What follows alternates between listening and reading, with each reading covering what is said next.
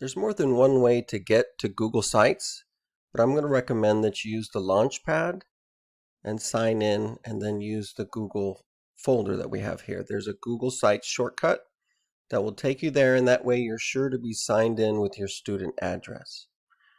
We're going to make a blank website, not start with any of these presets. Everything you put on here is going to be things that you make, and this is where we're going to get started. So first of all, you're going to put your name right here.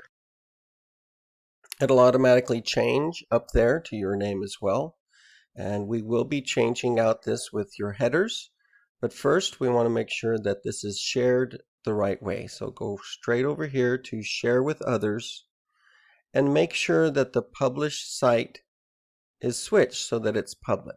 Anyone that has the link, they will have gotten it from you or our websites, so it's okay to make that website public.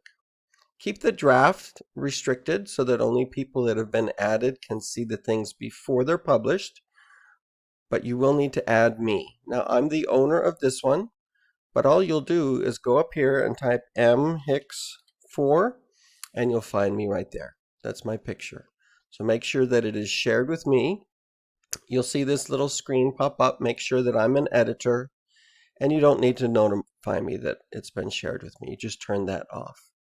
And when you share it, then I'll be on that list when you click on it again as someone who can edit it.